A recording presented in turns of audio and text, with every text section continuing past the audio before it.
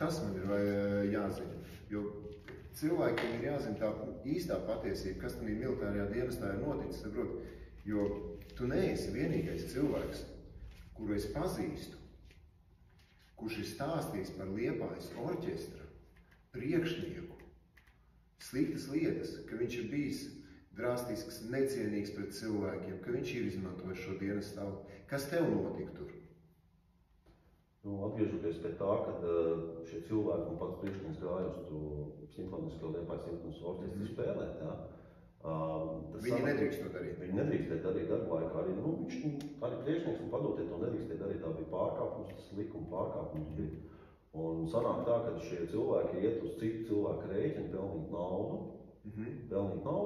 un tie cilvēki nodrošina šīs partijas, un tiem ir baigi labi, viņi pelna 2 algas darba laikā, ja, bet tas uz kā rēķina, uz manu rēķinu, tāpēc, ka es nodrošinu šo partiju. Ja. Un tad, kad es pats ir gaisā, tad ir šīs sākās šie pretestības, mobbingi un kaut kādas tādas lietas, kas ietekmē uzreiz mani personīgi. Bija situācijas, kur tev neņēma spēlēt, kur tika izšķērdēti, pieņemsim, valsts līdzekļi. Bija tādas situācijas? Tas bija tad, kad es vairs orķestrī nespēlēju, jo, kā es teicu, Big Bands nevarēja nospēlēt ne himnu, ne maršus, jo orķestris faktiski sākumā bija taisīts, veidots, lai nodrošinātu ceremonijas. Jā. Un tur ir himnas, tur ir marši, jā, un mēs pēc tam koncertu saspēlējam, bet Big Bands sastāvs to nevar izdarīt. Un kāpēc šis Big Bands tika veidots? Jā, kāpēc viņš tika veidots, apcīt? Tāpēc, ka tas bija Locnieku kunga iniciatīva, jā, jo tajā brīdī, kad tika reorganizācija 9. gadā veikta, tad likvidēti tika pirmais orķestri, lai NBS parādītu, ka mēs ietaupīsim tagad naudu uz kā paši neaizsargātākām vienībām, tie ir orķestri. Nolikvidēja Sauszemes orķestri, kas Daugavpilī, daļa pazīstamos cilvēkus, kas bija Uškāna kungam, viņš arī nāk no Latgales puses savus, cilvēkus pārliku uz Rīgas orķestri, un daļu no Liepājas uz Rīgu. Bet šī ideja sākumā nāca no viena virsnieka, kas bija Rīgas orķestrī, kur taisījās rotēt uz Liepāju, bet par Big Band, jā. Bet viņu aizlaid pensijā, jā, un šo ideju pārņem Locnieku kungs. Un nevienam tas neinteresē. Varēja jau atstāt arī mazu orķestra sastāvu, kāds sākumā orķestris bija, to pat Guns Kumičovs ejiet uz Rīgu pateikt, varēja atstāt mazu orķestra sastāvu, kurš nodrošināt ceremonijas, jā. Bet nē, to atstāja kā Big Band, jo Locnieku kungam tas bija izdevīgi, jo viņam savu Big Band Liepājā izveidot neizdevās, tāpēc, ka tur vajag finansējums un maksāt viņam nebija no kā šiem cilvēkiem. Tātad valsts nedēļ tik daudz naudu priekš šīs noteikts Liepājā, kur spēlēt, jā? Jā, tāpēc, ka tas, ja viņš veido kaut kādu pilsētas Big Band, tad ir nauda vajadzīga no pašvaldības, kas viņu uztur, jā, vai paši viņi sagatavo programmu spēlē, un tad saņem šo naudu, ko cilvēkiem samaksā, bet viņiem nebija tādas iespējas. Cik pēc tevis cik cilvēki zaudēja darbu, kad bija reorganizācija? Big Band sastāvā neietilpst klarnetes, neietilpst flautas. Tas bija 6 klarnetes. Uzreiz var piecelties un iet projām. Flautas.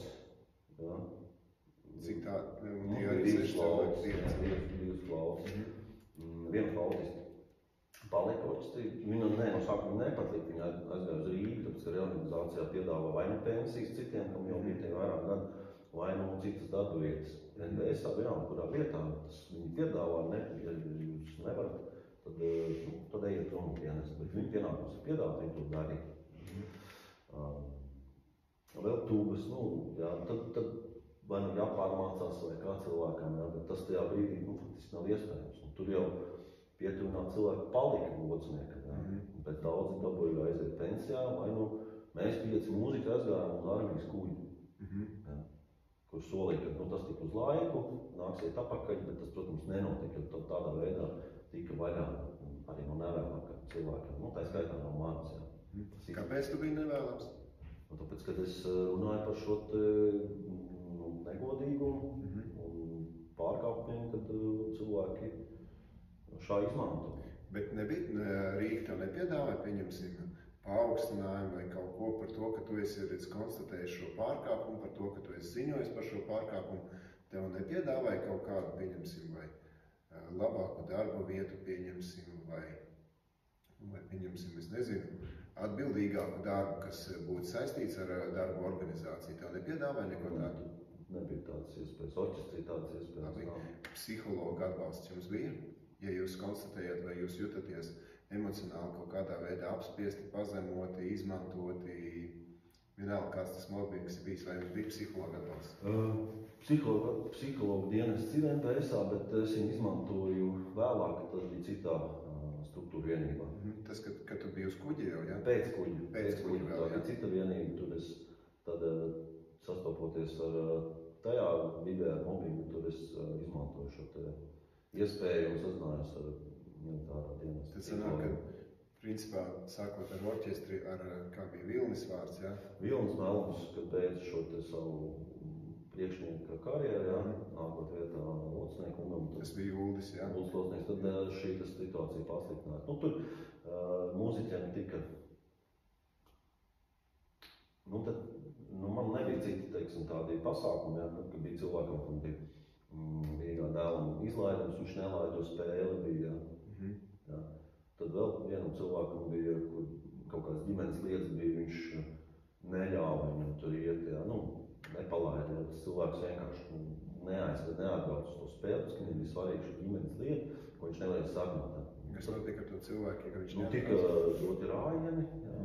Viņš, protams, pārsūdzēja, Rīgā bija šī disciplinārā komisija, kur viņš brauc, jā. Šādām lietām bija jāiet cauri, jo priekšnieks izmantoja dienas stāvokli, vienkārši tā, kā viņš gribēja, tā viņš darīja. Kā viņš vēl izmantoja dienas stāvokli? Labi, viens ir tas, ka viņš izdomāja sodus, kaut kāds disciplināros sodus, pieņemsim, ja cilvēks ir kā kaut ko izdarīja sev svarīgāk nekā militārās dienas. Kā vēl viņš izmantoja? Bija šīs spēles, kas bija par naudu, ko mēs nezinājām sākumā. Kā atsevišķi naudu jums maksāja? Tā kā... Mums nemaksāja, priekšnieks saņemt to. Uz rokas? Uz rokas, jā. Tad sanāk tā, ka jūs darba laikā mācījāties spēlēt, un tad braucāt spēlēt, kur viņš saņēma algu, kur praktiski viņš bāz kabatā sanāk? Par speciāli tam mēs negatavojamies, jo mums jau daudz repertuārs bija diezgan jau sagatavots. Mums vienkārši salikām, un tās bija kāda sestdiena, jā, kad tā nebija darbdiena, tā bija brīvdiena. Un, lai orķestris braukt spēlēt, viņam ir vajadzīga pavēle. Viņš uzrakst šo te, kad orķestrim tādā datumā ir spēle, viņš atļaut, viņš šo te raksta, šo iesniegu, viņam tiek akcepts dots, uzstājas pavēle, kad orķestris, tomēr tas transports, jauni cilvēki, mēs uz to vietu braucam, jā. Bet tajās vietās viens gadījums bija tāds, kad Putvēņos priekšniekam deva aploksni, jā, mūsu acis priekšā tas cilvēks vienkārši nepiefiksē, nepadomāja, ka to vajadzēja darīt aizmuguriski. Tādas lietas bija, jā. Tad tas bija vairāk kārtīgi. Vairākas reizes, jā. Tā ir tāda korupcija bijusi praktiski. Protams, izmanto tā kā dienas stāvoklis, tās naudas lietas ir un... Ja jau viņam dod aploksē, tad viņam ir arī jāsamaksā tam cilvēkam, kas ir iedevis arī tā atļaus to pavēli.